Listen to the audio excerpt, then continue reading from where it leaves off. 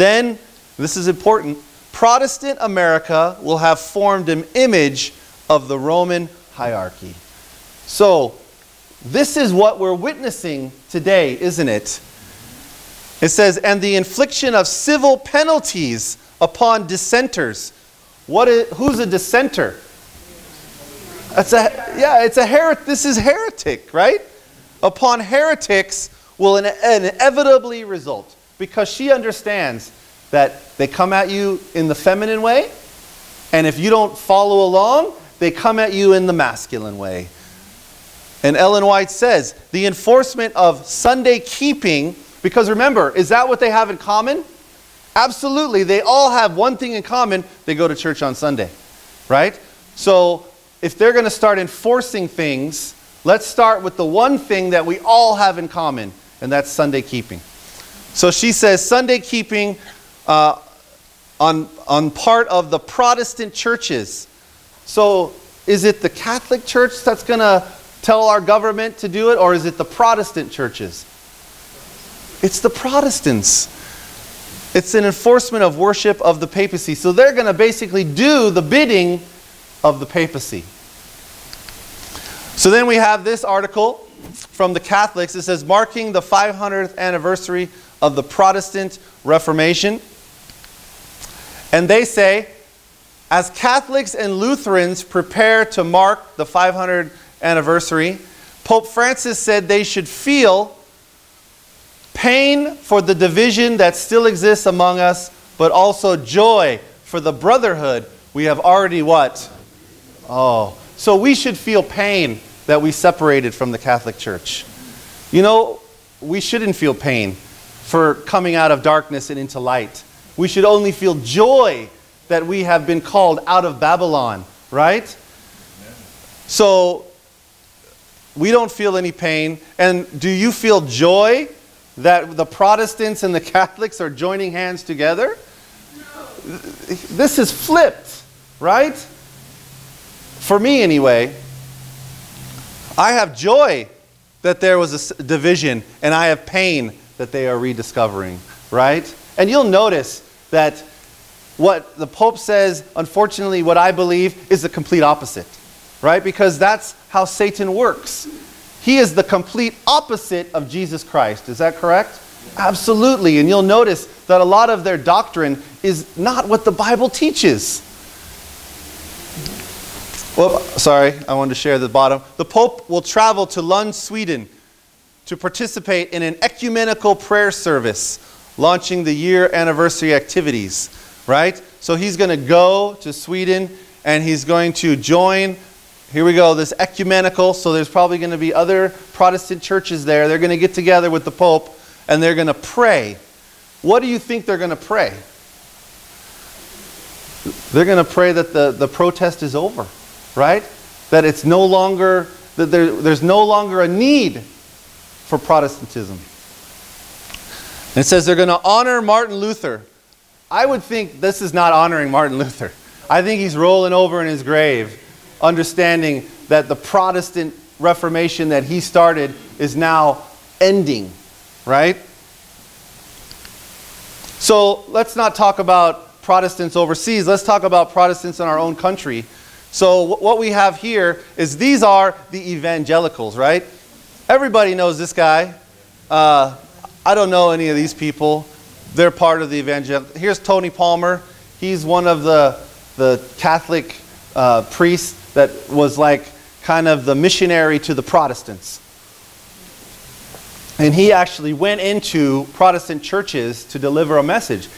He was very charismatic. He's very dead now. But he gave this message that the Protestants, they liked it, right?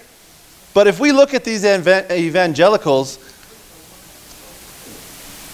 do you think that they're, because they voted 81% to get Donald Trump into office, do you think Donald Trump is somehow going to repay them for their help in getting him to office? Absolutely. Here's a newspaper, CNN, where the evangelicals were in the Oval Office putting their hands on Donald Trump and praying over him. So do they have influence on our government?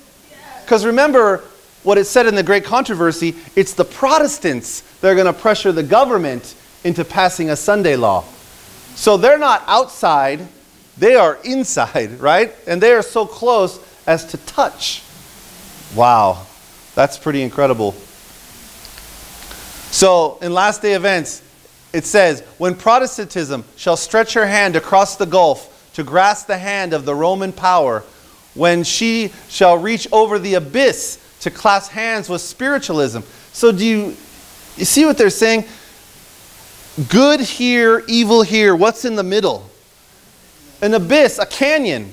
And that's how it should be. That's how far away we should be from error, right? Truth is here, error is way over there. But here we have, they're going to stretch their hand. So they're stretching, they want it, they desire it, right? And under the influence of these threefold union, our country shall repudiate every principle of its constitution. We're going to get back to this constitution because the Constitution is very unique to America. Other countries have constitutions, but nothing like ours. As a Protestant and Republican government, and shall make provision for the propagation of papal falsehoods and delusions. So they're going to try to replace truth with error, right? And it says, then we may know that the time has come for the marvelous working of Satan, and that what? As we see this stuff unfolding, do you not understand? And as we studied Daniel last night, and as we talked, the children talked about the 7 churches. Are we not in the last church? Yes. Are we not in the toes of the statue in Daniel 2? Yes. We are near the end. We need to think about that in our daily lives, in our what we do every day. Are we living knowing that the end is very near? Or are we living expecting to live another 20 or 30 years? So this is the First Amendment to our Constitution. So let's take a look at it. There's 5 points to it. It says, Congress shall make no law respecting an establishment of what? Religion. So we have a First Amendment right to practice our religion under the Constitution. Also, prohibiting, what's that mean? Stopping me, censoring me. You can't censor me, right? The free exercise thereof, abridging the freedom of speech. And then you have the press, right? The freedom to, share literature, right?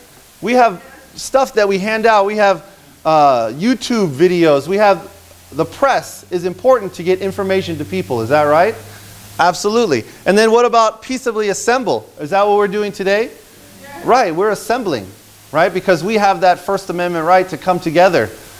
And then also to petition the government for a redress of grievances. So if there's something wrong, we have the right to go and petition the government. So in Great Controversy, Ellen White talks about how the Catholic Church feels about our Constitution. It says, the Constitution of the United States guarantees liberty of conscience. Nothing is dearer or more fundamental. Right? The Constitution is the fundamental rights that we have as Americans. But then you have the Pope, right? And this was Pope Pius IX. It says, the absurd and erroneous doctrines or ravings in defense of liberty of conscience are a most pestilential error, a pest of all others, most to be dreaded in a state.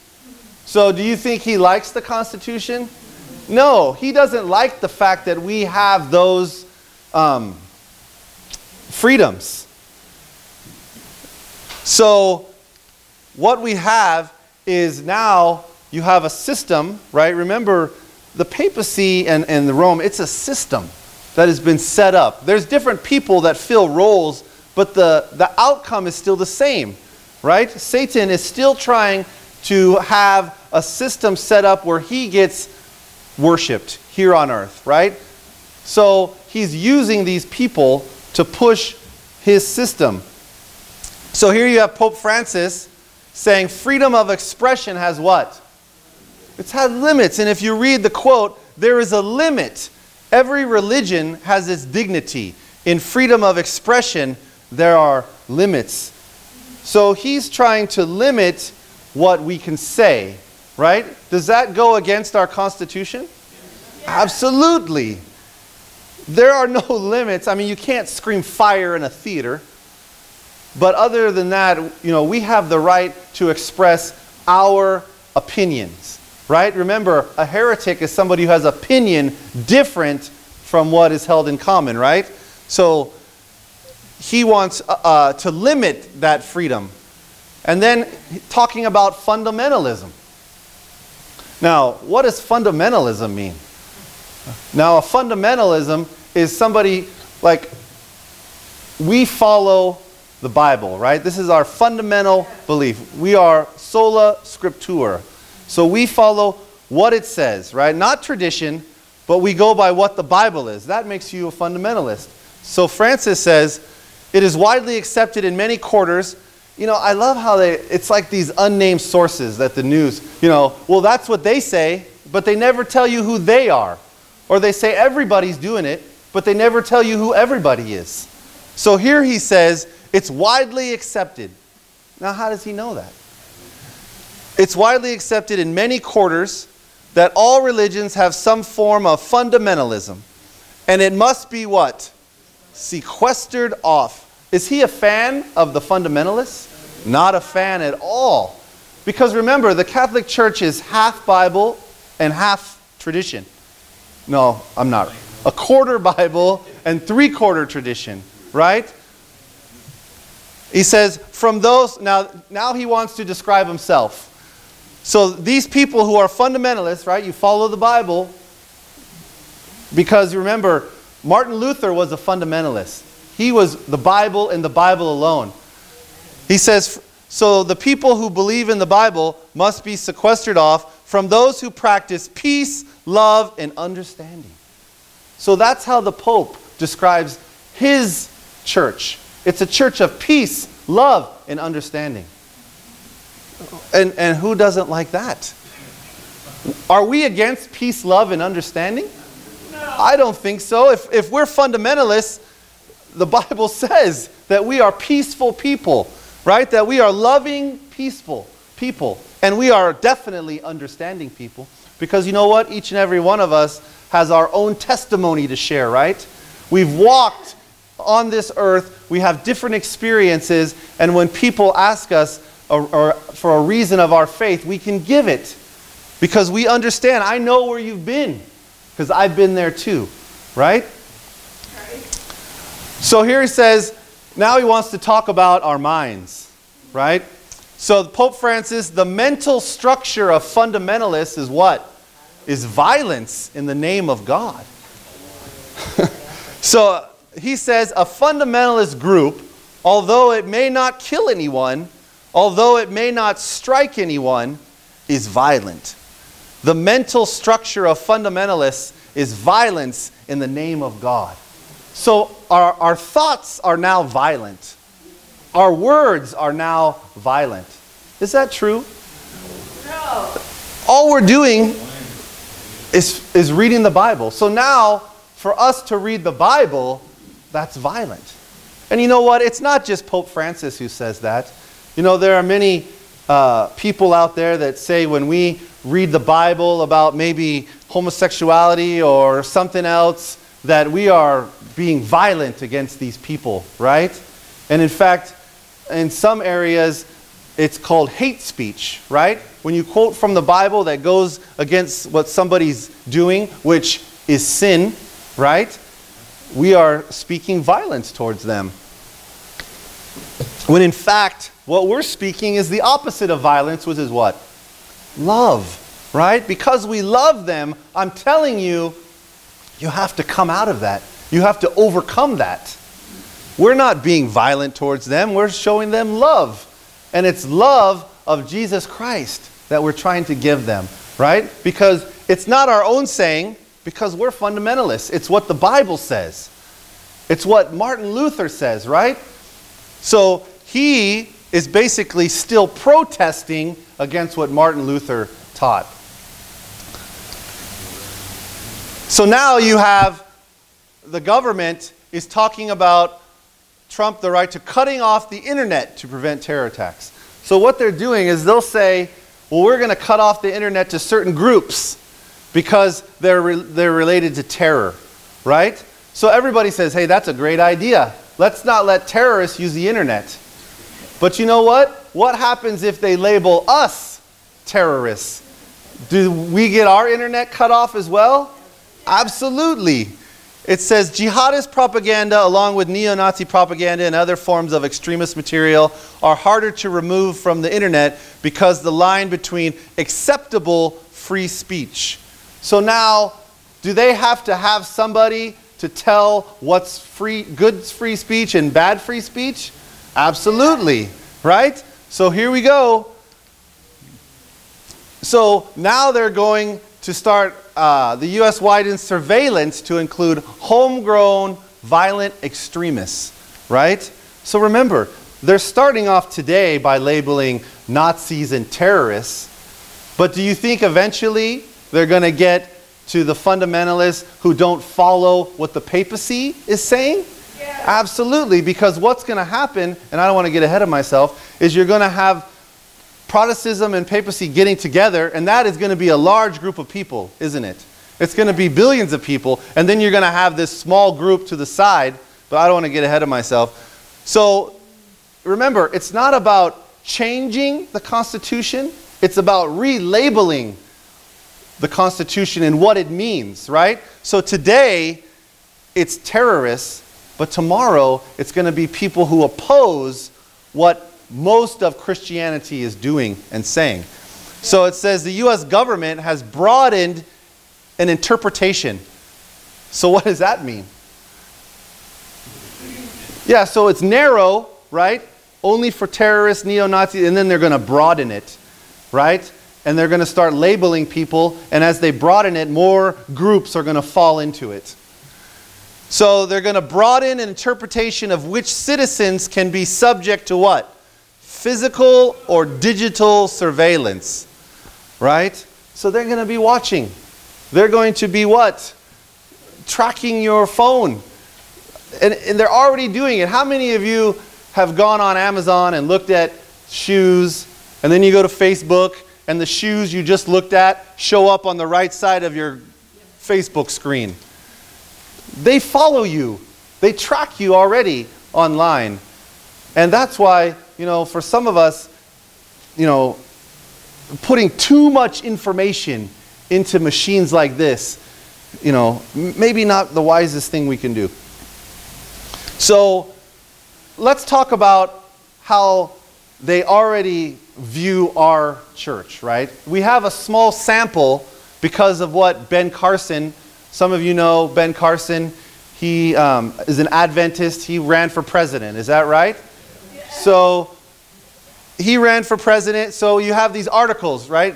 Carson opens up about his membership in the Adventist church. And so we read about what they say. So Trump has appeared to be trying to paint Carson as part of a faith what? Outside the mainstream.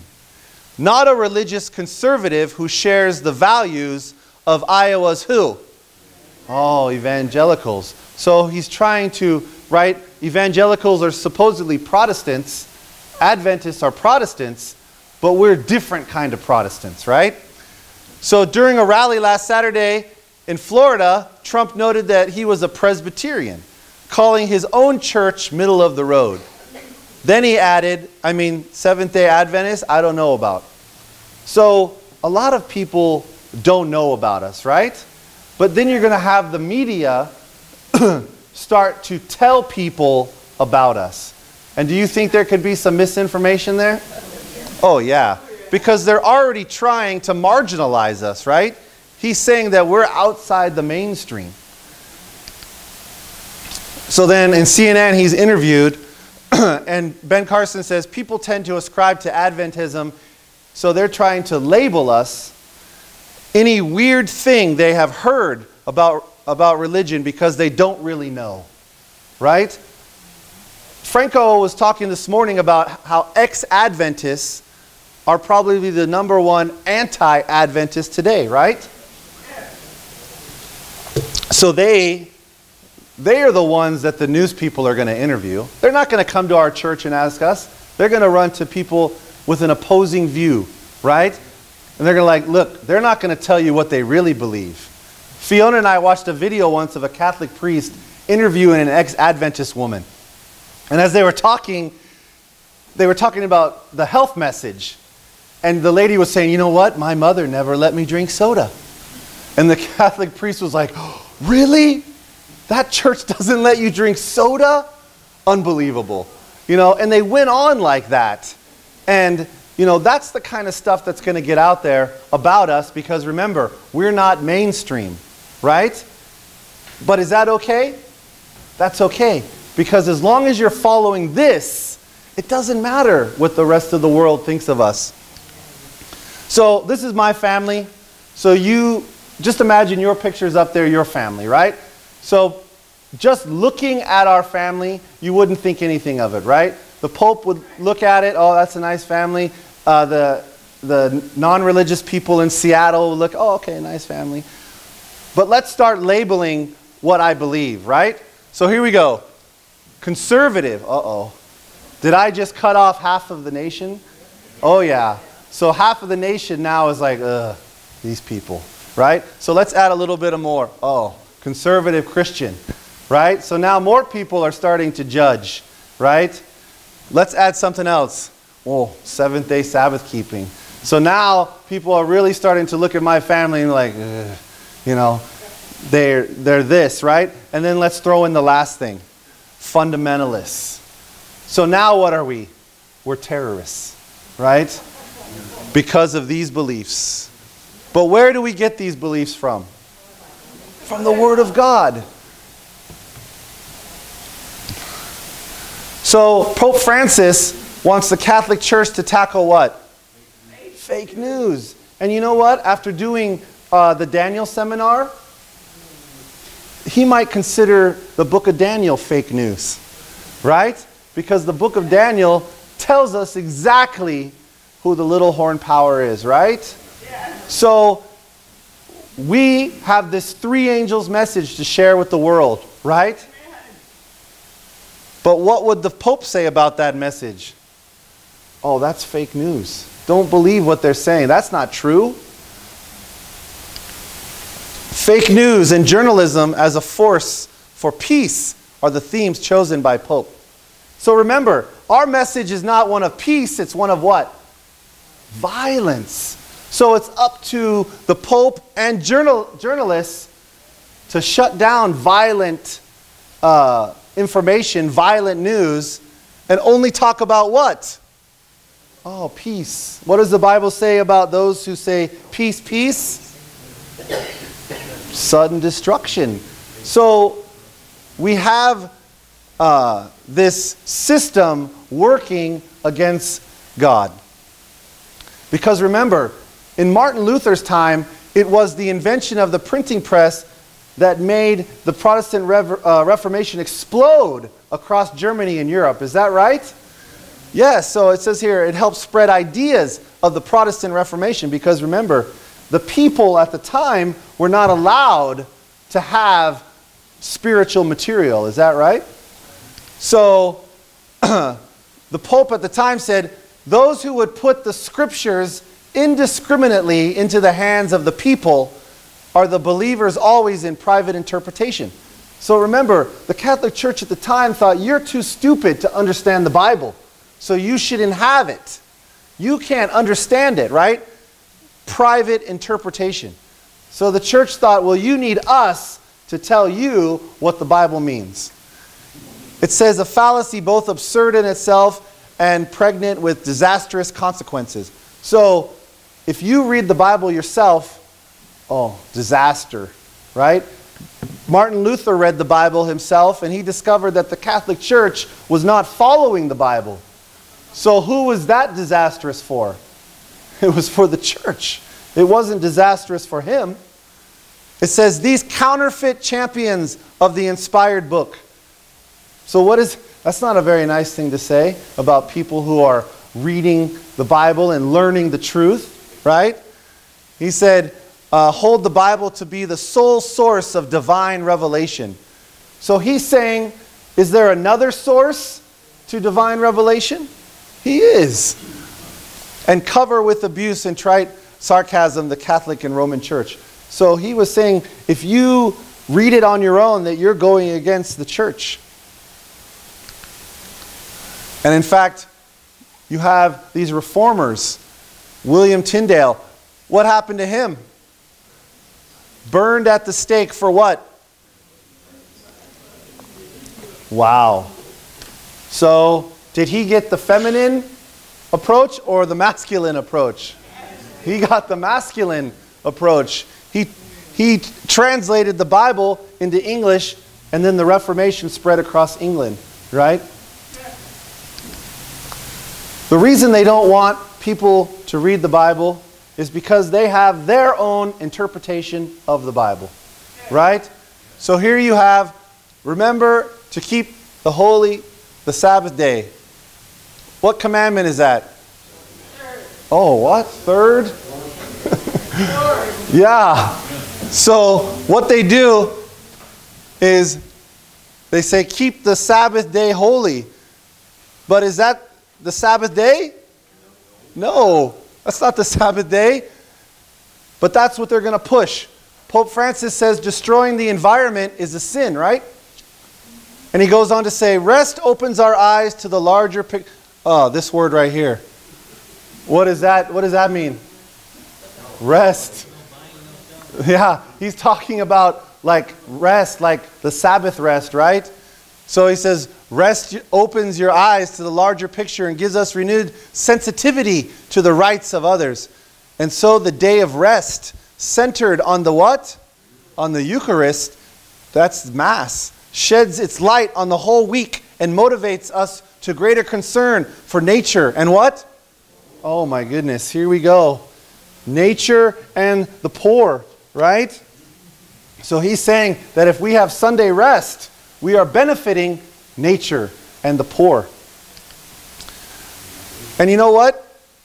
Our region in Washington, they love nature, right? So Trump pulls out of the Paris Accord. So all these states join the United States Climate Alliance. So they're going to stay in it, right? Led by our governor, Jay Inslee.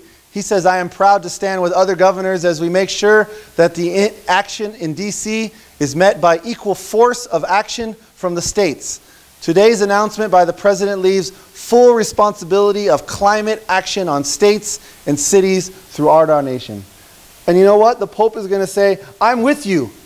I want to save the environment too. And you want to know how to save the environment?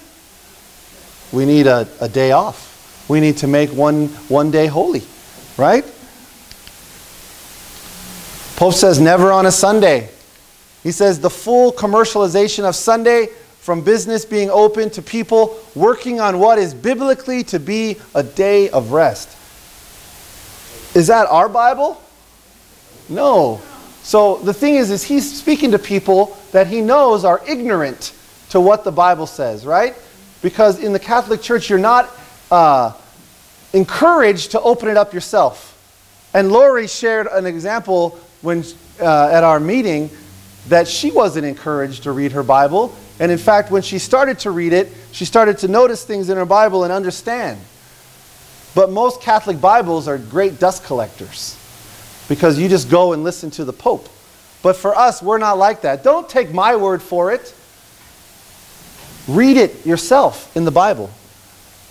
So he's trying to push this day, right? And ultimately we know, on the venerable day of the sun, let the magistrates and people residing in the cities rest and let workshops be closed. So there was already a Sunday law pushed forward by Constantine, and it's just going to repeat itself. In Daniel 7:25 it says, and he shall speak great words against the Most High and shall wear out the saints of the Most High. And what is this? To think, to change. Yeah, you know what? He can think all he wants. But does God change? Does the law of God change? Was it written in pencil? No. It was written in stone. Does that mean that it's firm and forever?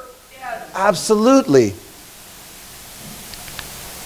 So they tried back in 1888 to pass a Sunday law. This is A.T. Jones. He's a member of the Adventist Church. And he went there and he opposed it strongly and he testified before Congress. And the law was never enacted. But what? It was given what? Serious consideration. So do you think now, as we have Protestants coming together with Catholics, uniting, that they're going to give serious consideration to this again? Absolutely.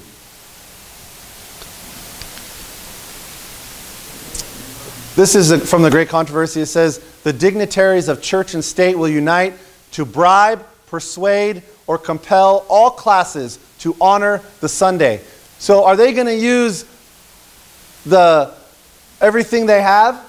They're going to use the feminine, they're going to use masculine, whatever they can do to get people to honor Sunday. The lack of divine authority will be supplied by oppressive enactments. Political corruption is destroying love of justice and regard for truth. And even in free America, rulers and legislators, in order to secure public favor. Do politicians do that? Do they say whatever just to secure favor? Oh, all the time. Will yield to the popular demand. How popular will it be? It'll be massively popular. Because not only do you have Catholics, you have Protestants all agreeing that this is a good thing. For a law enforcing Sunday observant. But you know what? Should we still go and oppose it? Should we do what A.T. Jones did and go and tell them why this is bad? Absolutely, because even if these corrupt judges will not grant us our wish, we will still be able to witness to other people because they will hear our testimony. And is that a good thing? Absolutely. Anytime that you can go out there and you can give a testimony, whether the person listening that it's directed to is going to follow, there's other people that you can influence, right? Romanism in the old world and apostate Protestantism in the new will pursue a similar course toward those who honor all the divine precepts. And you know what? What happened in the past to those people that honored it? The Dark Ages. Franco talked about it in his own country. What did they do to heretics back then? They went full masculinity on them. Is that right? This is, when I put in Spanish Inquisition in Google, this is one of the tamer pictures that I found. Some of the other pictures that I found were horrible, right? The things that they did to people and would be incredible. You know, I'm going to talk about the 7 churches on Sunday in our Revelation seminar. And you know, in 538, Justinian appointed the Bishop of Rome as the corrector of heretics. So it's Rome who has the power